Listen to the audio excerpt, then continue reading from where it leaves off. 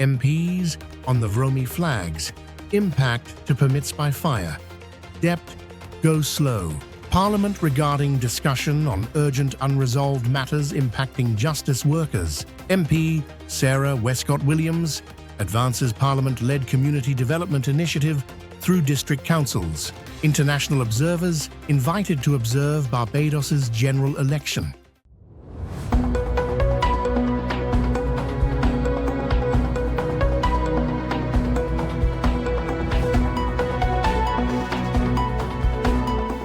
From the island, St. Martin, this is SXM Daily News for January 28, 2026. Minister Patrice Gums of the Ministry of Public Housing, Spatial Planning, Environment and Infrastructure VROMI has issued a statement addressing significant delays in the permit approval process resulting from ongoing go-slow action by the fire department. The situation has created a bottleneck affecting critical infrastructure projects across the country. The fire department's go-slow has led to the suspension of fire safety inspections and approvals, which are mandatory components of the building permit process. This has brought about challenges in the permitting processing, compounding VROMI's already lengthy wait times and affecting projects of national importance. As a civil servant, I understand and acknowledge the frustrations of our fire department personnel, said Minister Gums.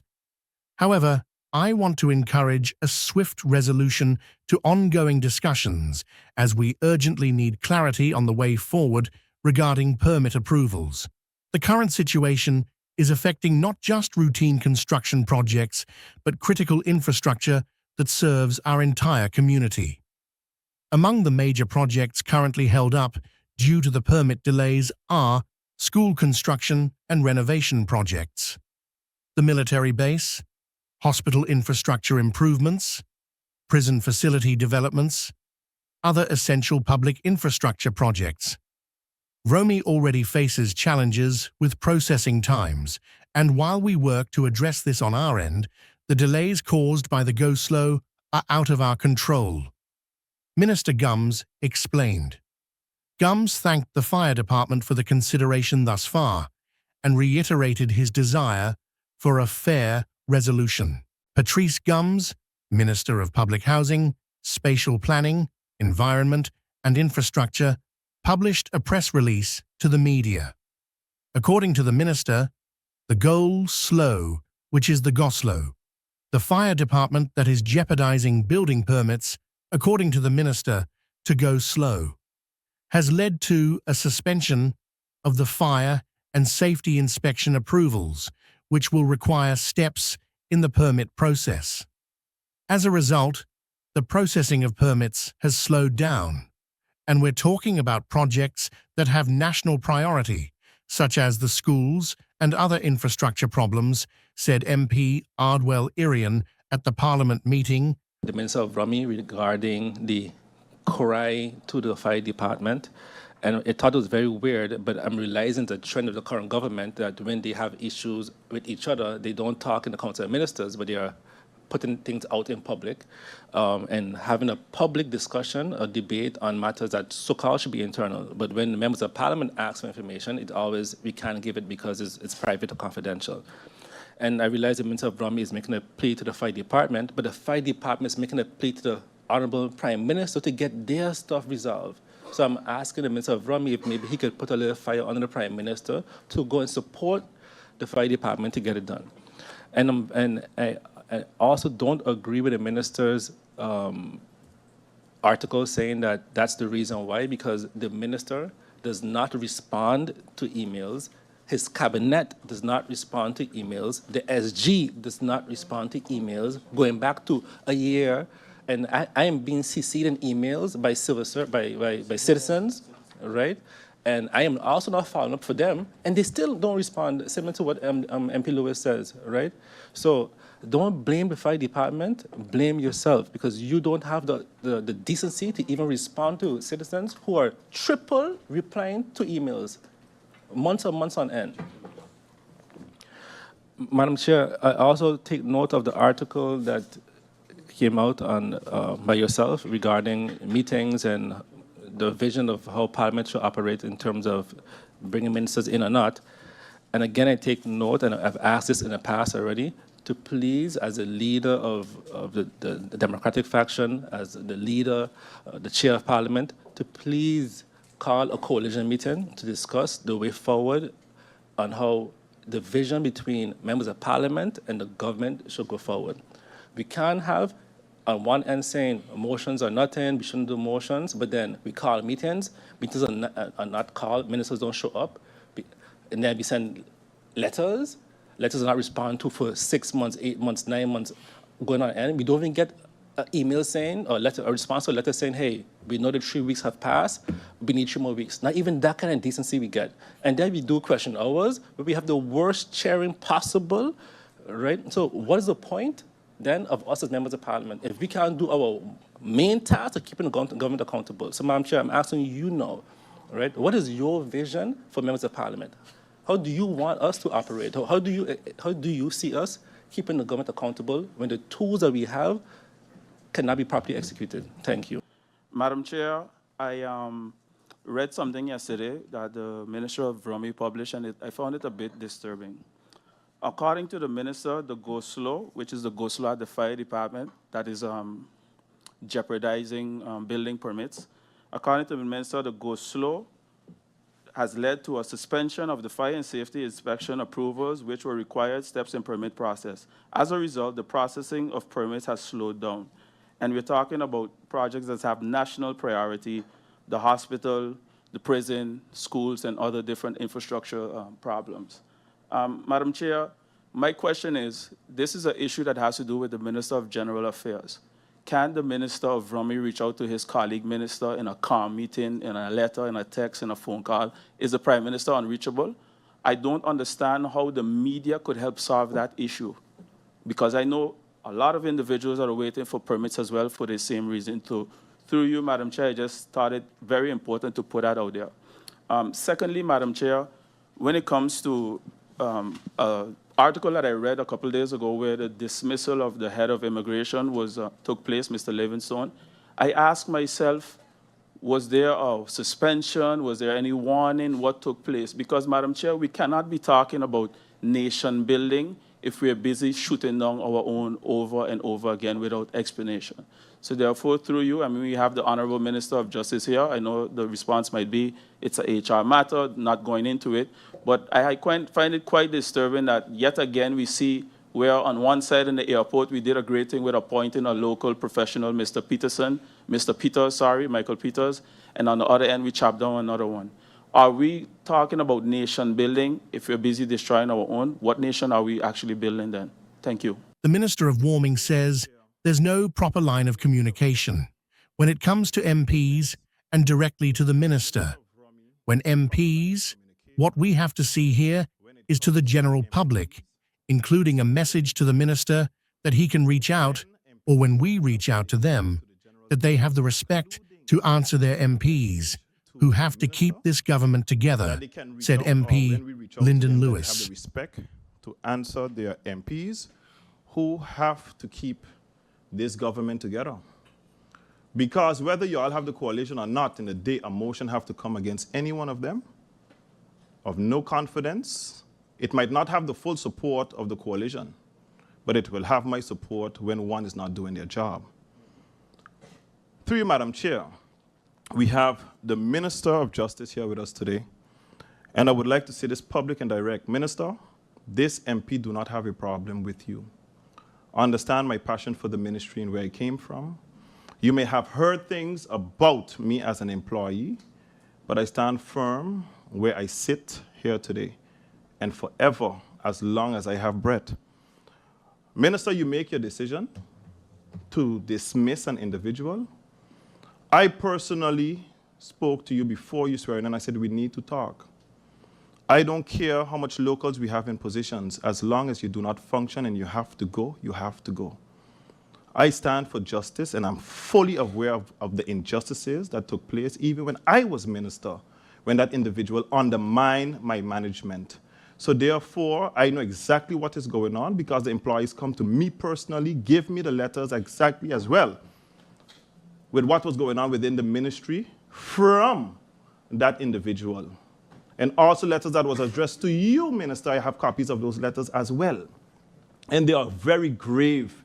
And it only took now for that decision to happen. That person was also removed from the Customs Department under my administration because of incompetence as well.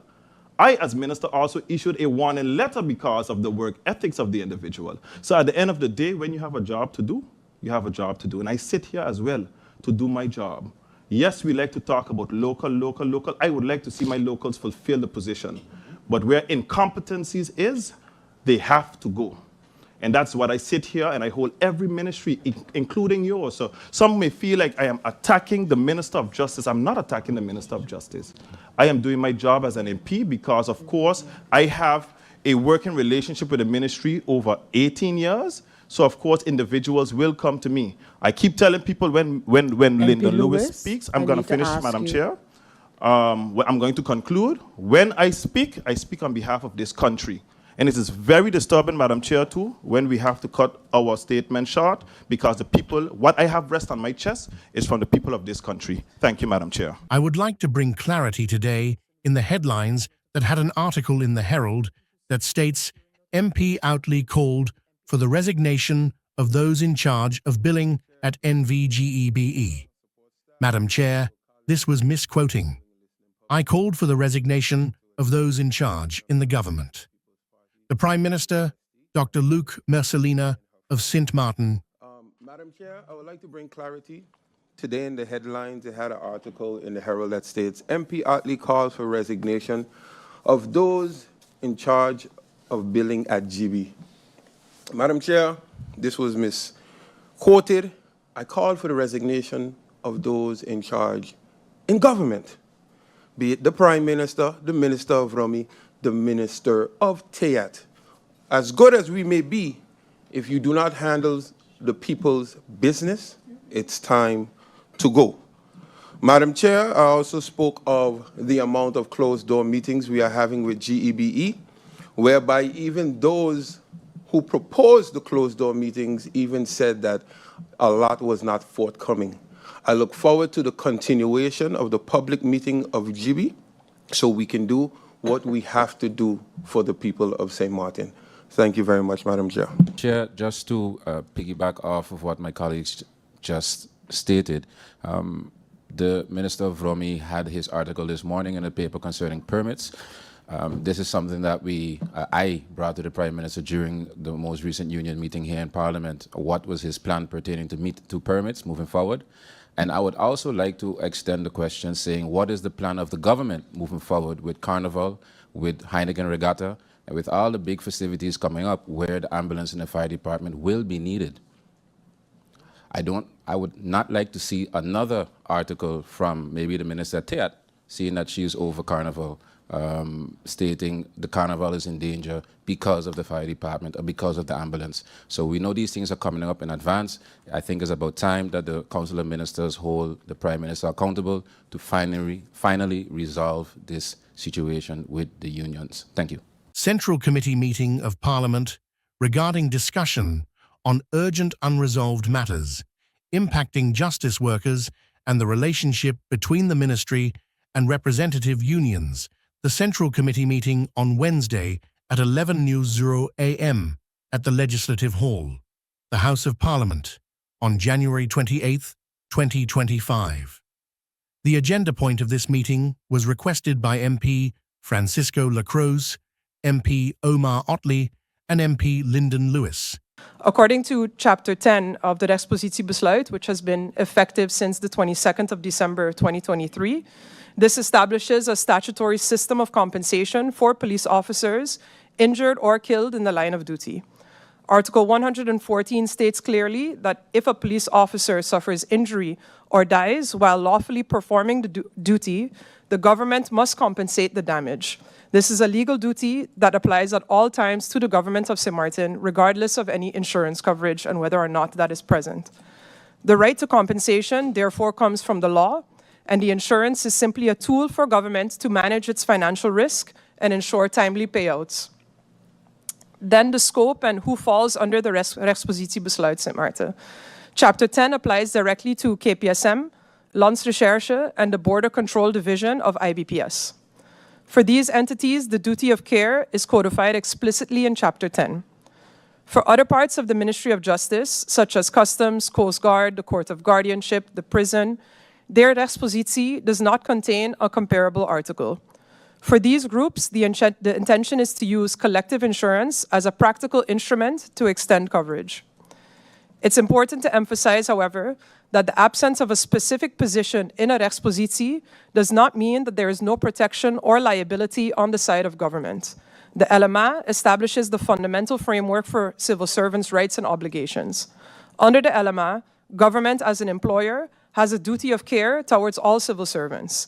This includes responsibility for damage or accidents that occur in the course of or as a direct result of their work. In other words, for KPSM, the Landsrecherche, and IBPS Border Control, this duty of care is explicitly codified in Chapter 10 of the Expositiebesluit, and for other justice personnel, the same duty follows from the LMA and general principles of ambtenarenrecht, or civil service law, even if it's not spelled out in their expositie. The use of insurance for these groups is therefore a risk management tool for government, but the underlying legal responsibility remains with the government as employer. The absence of an express article in the expositie does not eliminate the country's liability for service-related accidents or injuries. Then the relationship between the law and the insurance. Article 114 of the Expositiebesluit creates a direct legal obligation for the government of Sint Maarten. If a police officer is injured or dies while lawfully performing his or her duties, the government must compensate for that damage. This duty applies at all times and does not depend on whether or not an insurance policy exists. The insurance policies, such as the Nagico Group Life coverage that the officers previously had, are not the source of the officer's right. Once again, I want to really emphasize that the insurance is a risk management tool for government. And the purpose of the insurance is to ensure that funds are available to meet the government's obligations under the law. Then I want to also go into the background of how we got to where we were with the Expositiebesluit and the insurance, and I believe some of the MPs sitting here might remember some of this history as it took place under their Council of Ministers. From the 1st of October 2016, a group life insurance policy was in place for police officers that was funded through the so-called 20 guilder salary deduction at the time. Each year, the policy was renewed, and this system continued for 5 years. On the 13th of October 2022, the Council of Ministers decided that coverage would be narrowed to apply exclusively to frontline personnel actively engaged in high-risk duties, and that the administrative staff would no longer be included. As part of this Council of Ministers decision, the 20 guilder salary deduction was stopped, and the Department of Salary and Wages was informed. The change was grounded in the covenant that was agreed upon at the CCSU level, which also formed the basis for the besluitrechtspositie that was established at the end of 2023. Under the covenant, the government undertook to carry the full cost of the coverage and of the insurance, while previously this was funded through that 20 guilder from the salary deduction. Following that decision on the 13th of October 2022, the Ministry of Justice began a public tender process to secure a new insurer. During the final stages of this tender, however, it became clear that the Council of Ministers' decision conflicted with the Expositiebesluit politie that was then under preparation. Therefore, the tender could not be completed until this conflict between the decision from the Council of Ministers and the draft law was resolved. Resolving this required that the formal agreement, required the formal agreement of the unions through the CCSU. That agreement was only reached in the third quarter of 2023. By that time, the previous insurance had already lapsed, leaving a gap while the legislative alignment was being finalized. The tender process was therefore expected to be relaunched in 2024 with the technical assistance from SOAB. However, this relaunch did not take place. Instead, the ministry carried out an inventory of personnel to be covered, and department heads were instructed to provide lists of their frontline staff. Progress on this was again delayed because the Ministry of Justice initially proposed that the crime fund be used to finance the coverage. However, the Ministry of Finance rejected this proposal. Subsequently, a specific budget post was identified and the file was sent to the governor. The governor then returned the file with comments that required correction.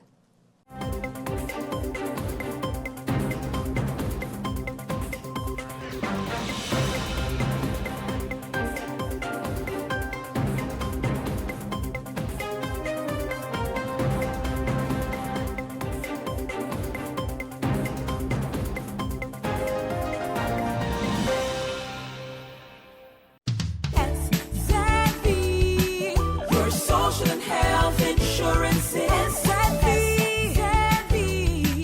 your social and health insurances. Are you SXM insured?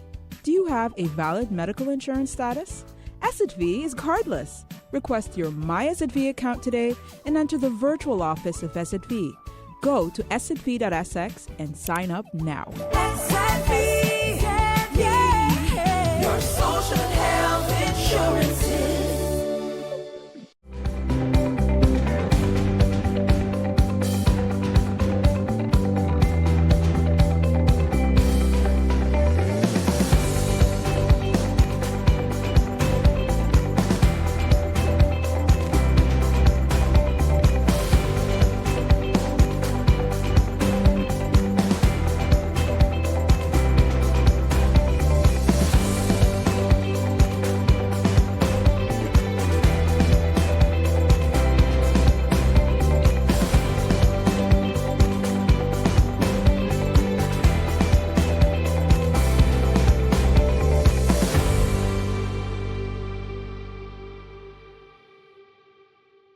Member of Parliament Sarah A. Westcott-Williams has submitted a proposal to the Parliament Committee on District Councils calling for the exploration and piloting of a community-driven district development fund, a Parliament-initiated approach aimed at strengthening resident participation in small-scale district improvements across St. Martin.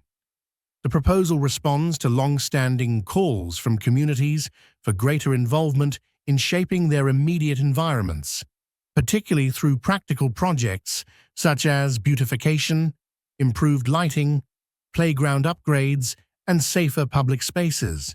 Communities know what their districts need, MP Westcott-Williams said.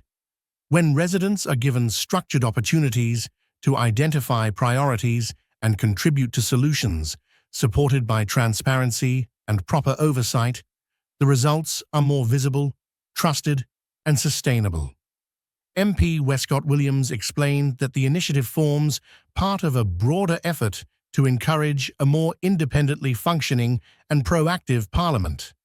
I am trying in every which way to make things happen by focusing on what Parliament itself can advance, she stated.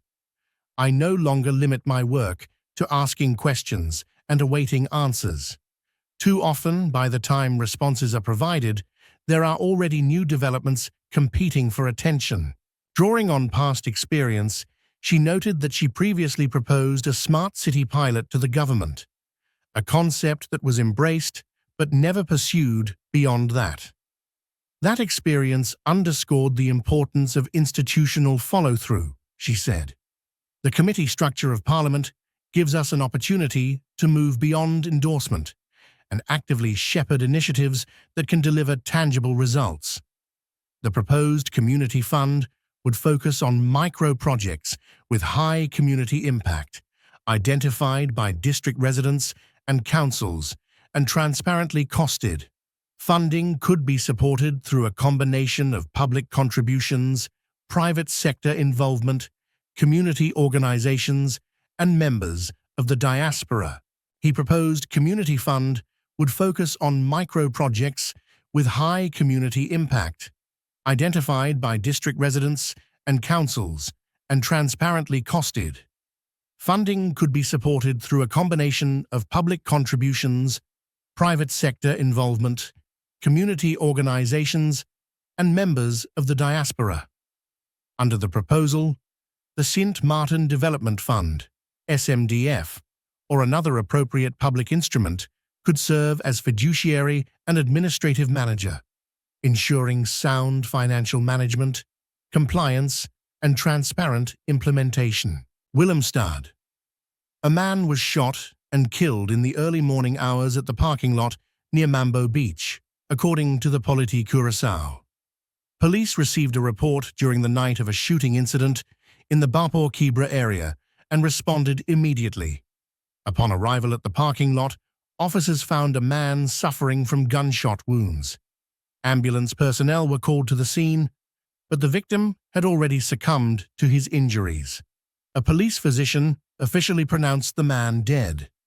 The area was immediately secured to allow for forensic investigation. Both forensic specialists and detectives were deployed to examine the scene and begin the investigation. Police reported that several shell casings were found at the location. The victim was discovered lying next to a red Chevrolet Spark. At this stage, little information is available about the circumstances surrounding the shooting or the identity of the victim. Authorities confirmed that the killing at Mambo Beach is the first homicide recorded on Curaçao this year. Despite the incident, police noted that Curaçao has seen a sustained decline in the number of homicides over recent years. In 2024, 7 murders were recorded, 1 fewer than in 2023. Historical data show a sharp decrease since 2017, when 27 homicides were reported, followed by 21 in 2018. The number fell to 13 in 2020, dropped further to 10 in 2021, and stabilized at 8 cases in both 2022 and 2023. According to police, this downward trend is partly attributed to the reduction of rival gang activity.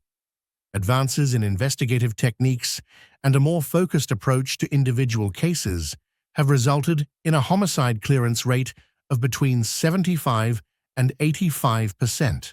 Willemstad. Curaçao is undergoing one of the most profound demographic shifts in its modern history, the rapid aging of its population. While this trend has been visible for years, the 2023 census confirms that aging is no longer a distant challenge, but an immediate structural reality that is beginning to strain public systems. The average age of the population has risen to 45.35 years, compared to 42.8 in 2011 and just over 25 in 1960. More striking is the growth of the senior population. Since 2001, the number of residents aged 60 and older has increased by nearly 3/4, while the working-age population has declined. This shift directly affects Curaçao's dependency ratio. In 2011, there were roughly 5 people of working age for every senior citizen.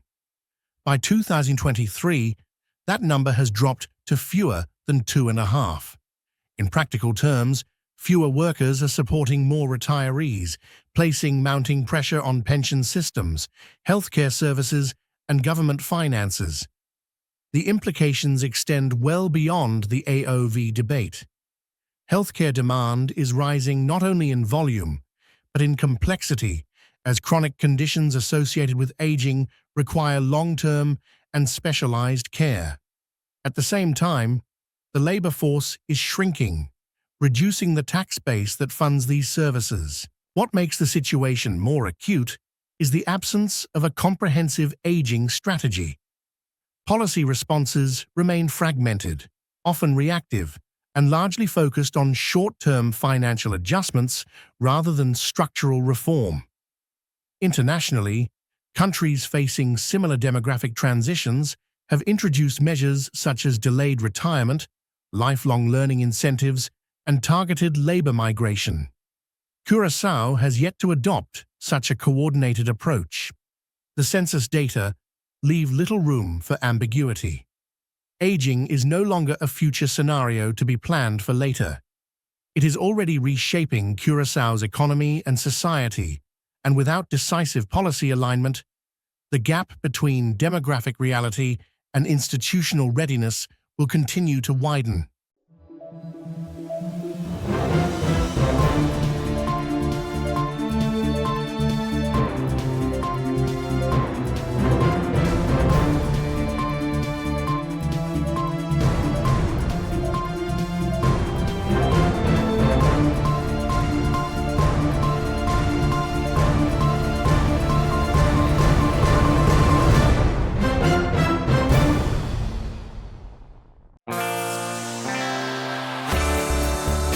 Now for the weather forecast, tonight through Thursday evening. Fair to partly cloudy with brief local showers are possible. Surface winds, tonight through Thursday evening. Southeasterly with a light to gentle breeze at 4 to 12 Emoni-Pointe, becoming lighter and variable at times. State of the sea, gentle to moderate. Waves and swells, 2 to 5 feet outlook through Friday evening. Fair to partly cloudy with brief local showers possible. And now your 3-day forecast.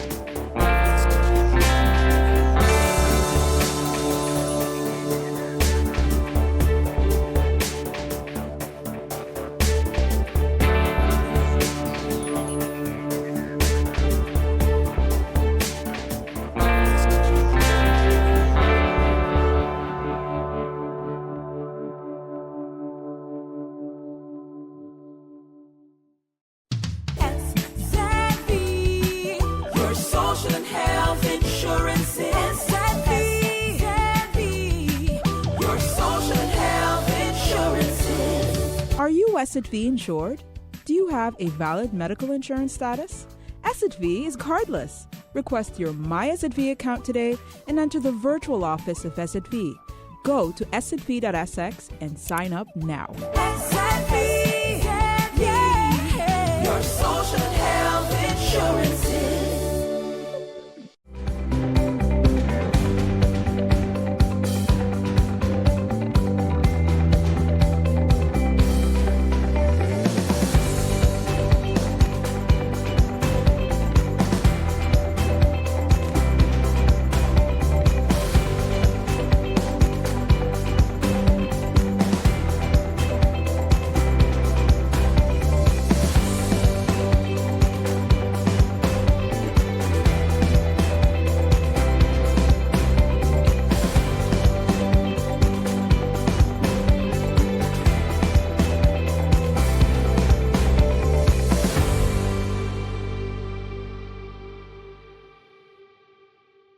Antigua and Barbuda's cruise tourism sector received a major boost on Saturday with the opening of an ultra-modern cruise terminal in St. John's. The terminal, which is fully operational, forms part of Antigua Cruise Port's upland development. Prime Minister Hondur Gaston Brown has welcomed the development as another benefit from his administration's 30-year lease deal with Global Ports Holding, GPH, which has boosted the country's cruise infrastructure and swelled arrival figures. Raghib Aparicio reports. A signal to Antigua and Barbuda's international partners that not only are we open, we are also thriving. Prime Minister the Honourable Gaston Brown estimates the country has invested roughly $300 million into the cruise tourism sector over the last 3 decades. The 30-year concessions deal entered into with Global Ports Holdings back in 2019 reaffirms the government's commitment to positioning this country as a leader in the cruise tourism sector. We're very proud of the investment that was made by GPH. The partnership is evidently working. It's a partnership between GPH and the government of Antigua and Barbuda, one in which they are providing the capital and expertise, one in which we provide the supporting concessions, and at the same time we would have provided a site for them to develop. And I think it's a good model not only for Antigua and Barbuda but for the rest of the Caribbean. The opening of the cruise terminal forms part of the overall upland development project being undertaken through Antigua Cruise Ports. Antigua Cruise Ports General Manager Gaspar George says that development is expected to be completed by July of this year. The broader upland development will further reshape the port landscape, introducing enhanced passenger flow, new commercial spaces, experiential offerings, and improved connectivity between the port and our city. Additional renovation work is also planned for the wider Heritage Quay area to be completed by early 2028. We didn't touch on too much on Heritage Quay. We just did window dressing, as they call it. That's on the plan for 2027. We're going to change the whole place, hopefully step by step.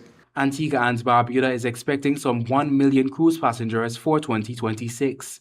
Tourism Minister the Honourable Charles Fernandez says arrivals have doubled since the country entered into its agreement with Global Ports. Our cruise product has been modernized. Passenger flow and the overall visitor experience have both improved. Local businesses have been more deliberately integrated into the cruise ecosystem. And importantly, Antigua and Barbuda strengthen its position as a home port and destination. Rakib Aparicio reporting for ABS News. A major announcement today that independent observers will be coming to observe the process of the conduct of Barbados's elections.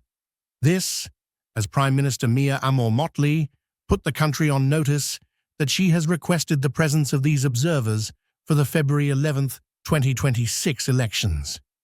The Prime Minister made the announcement today at St. Matthew's Primary School, where she was nominated as the Barbados Labour Party candidate for St. Michael North East to contest the upcoming election. For the first time in the history of independent Barbados, teams from CARICOM and the Commonwealth will be coming to observe elections. Prime Minister Mia Motley says she has written to the two organizations requesting the presence of the observers for the February 11th poll. She says this is in response to leader of the Democratic Labour Party, Ralph Thorne's allegations that the government is influencing the Electoral and Boundaries Commission. According to Prime Minister Motley, the presence of the observers is necessary to protect the country's reputation. If there is any doubt and any suspicion being cast, it is important, therefore, for us to invite independent electoral observers such that you don't have to listen to me, you don't have to listen to any of us. Let the independent observers cast a judgment on the conduct of elections in this country. Mr. Thorne has called on Prime Minister Motley to postpone the general election, saying he is prepared to take the matter to court if she does not. The leader of the Democratic Labour Party says several people are at risk of being denied the opportunity to cast their vote to no fault of their own due to the concerns surrounding the voters list. But PM Motley is advising Mr. Thorne to remember his legal training and to go and read the Representation of the People Act. It is the President who declares the period ending 19 days after the issuing of the writ. It is the President that determines that 3 days after the issuing of the writ, you shall publish a revised list of registers. It is the President who gives those instructions to the Commission. And then it is the Commission who acts. There is no role for a Prime Minister in an electoral process. And the Prime Minister is making it clear only the Electoral Boundaries Commission can call any shots as it relates to the conduct of elections. I have been in public life too long. And I know that when I see a man behaving a certain way, that he's trying to do something. It is my judgment that Mr. Thorne, recognizing how unprepared his party is and his candidates, and how he is not comfortable or confident with what he's doing, has tried to make allegations. Meanwhile, the leader of the DLP, Ralph Thorne, is adamant he is willing to take the voters' list matter to the law courts to ensure that the rights of every voter are respected. He told members of the media at the Lord School, where he was nominated to contest the St. John seat on a DLP ticket, the party has lost confidence in the EBC. And we must lose that confidence because of the way the Commission has been functioning. And I am saying that we continue to be suspicious that the government is exercising control and influence over the Commission. Thank God they're holding a meeting today. Thank God they're holding that meeting today. I don't know what will be the content of that meeting, but I'll tell you this. Our representatives on the Commission will be reporting to us today. Mr. Thorne also says the DLP's willingness to take the EBC to court has nothing to do with the party's state of readiness for the election. And we've been ready for a long time. We, the Democratic Labour Party, we've been ready for a long time for this election. But if we are given notice that persons, citizens in this country, will be denied the right to vote, that is our business. Mr. Thorne says his party intends to host a press conference tonight. Meanwhile, beginning at 7 p.m., the BLP will be presenting its candidates and defending its track record at Granny's Car Park, Oistins, Christchurch. Onesta Henry, CBC News. This is our SXM Daily Newscast. Thank you for joining us.